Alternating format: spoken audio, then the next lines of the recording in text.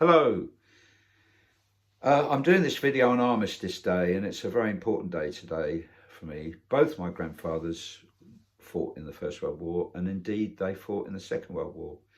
So my English grandfather initially in the First World War was sent to India to train the troops. They conscripted very large numbers. I don't think people appreciate it, how many people conscripted into the British Army during the First World War from the Indian subcontinent. But about 1.5 million people, Indian people, were signed up. And I don't know if they were volunteers or conscripted or made to sign up, and at least 1 million Indian people served in the trenches for Britain during World War One, and 74,000 is one estimate, but some estimates go as many as 89,000 died fighting for Britain during the First World War.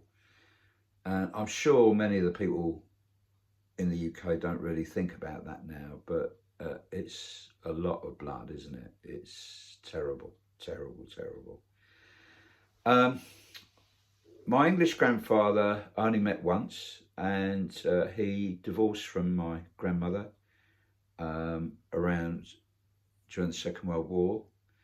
But I think he had quite deep-seated problems, probably emanating from the First World War, mental health issues and alcoholism and outrages of violence and things like that. Net result, I only met him once. I didn't even know he existed until I was about 14 years old. But I've been the family historian and I have his First World War diary, and it's fascinating reading. He describes India in beautiful language. Sadly, he was taken ill and he had dysentery and was in hospital for quite some time in India.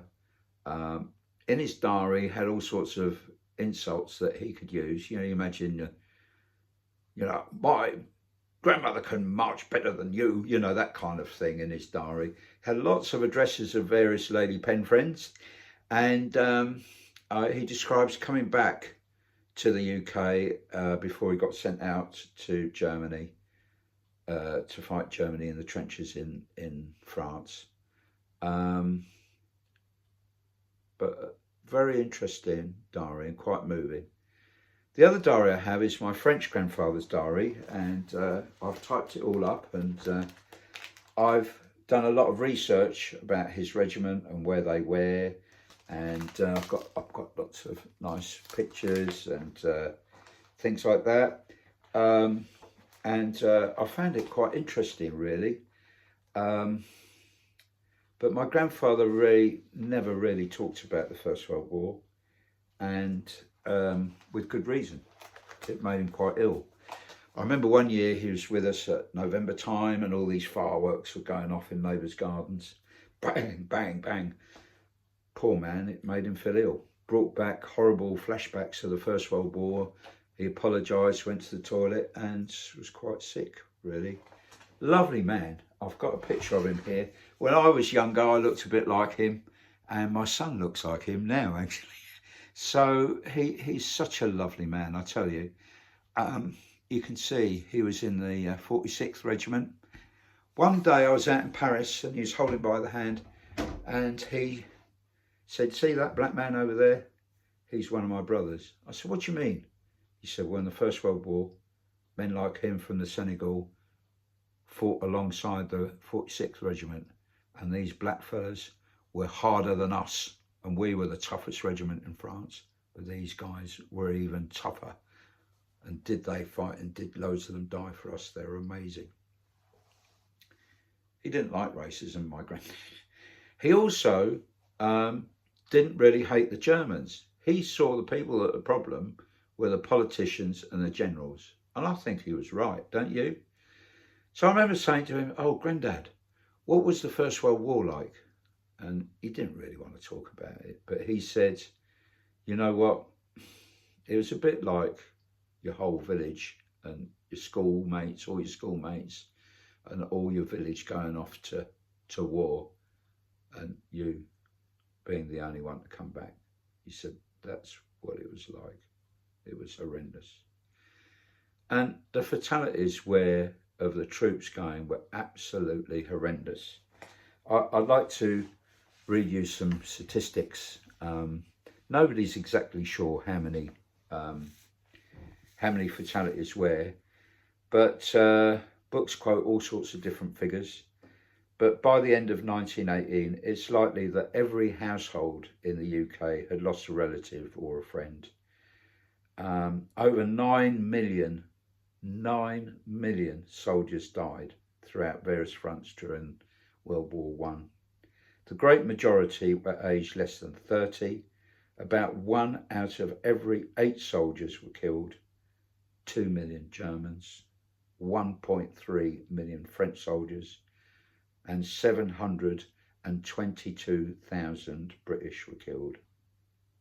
Britain lost 12% of its adult population.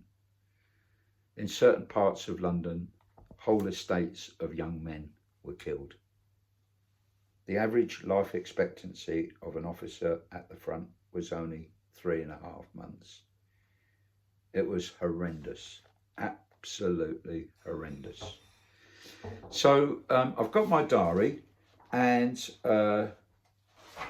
here's another picture of my granddad and a young man. My granddad there's the man seated. Such a lovely fella.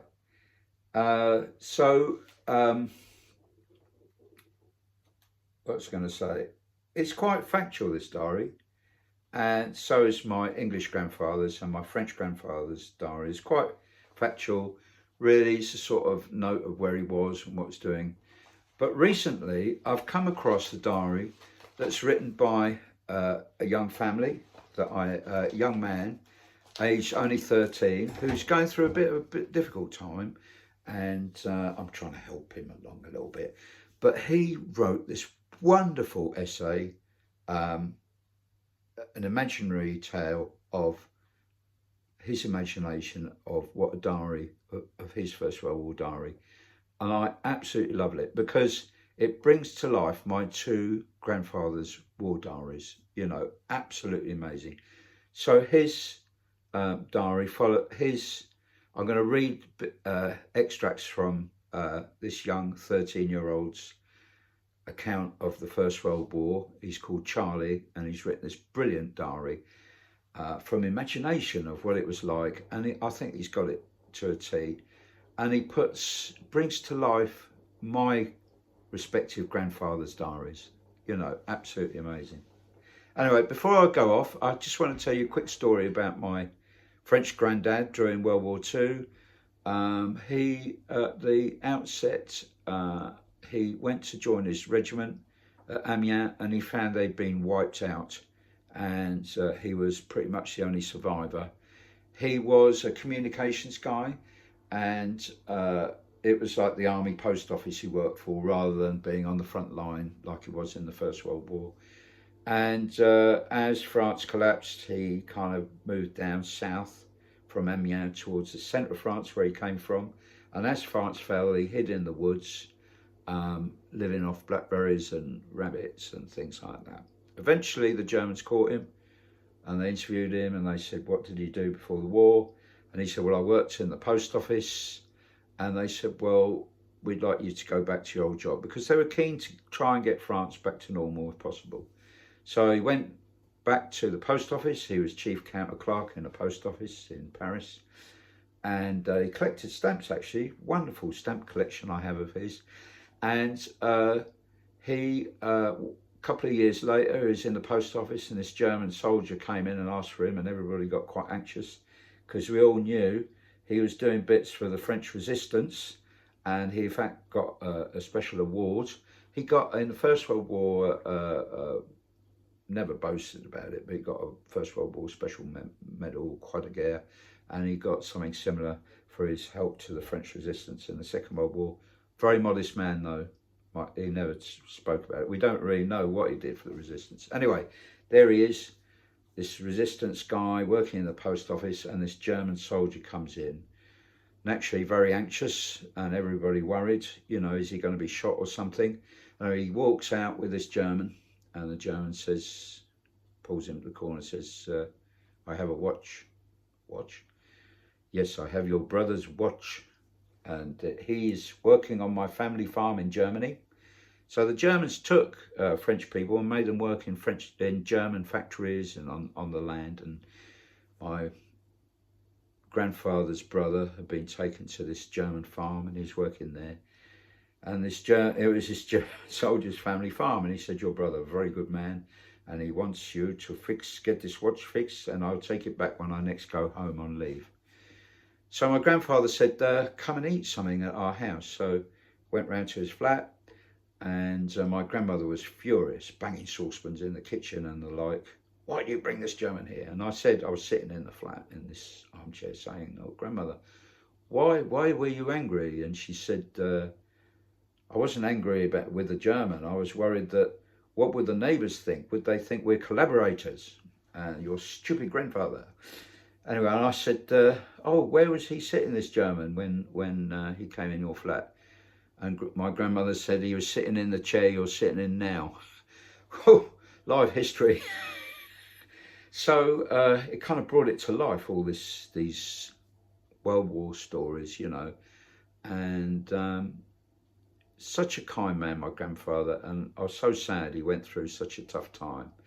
And he never really hated the Germans. He was upset with the politicians, the people in charge, and the generals and that. But Germans, they were like cannon fodder. And that's true, isn't it, really? They were cannon fodder. Anyway, do look at my next video. It's this fabulous imaginary diary, written by a 13-year-old young schoolboy from the UK called Charlie, and I think it's great. Anyway, do look out for my next video. All the very best now. Bye-bye.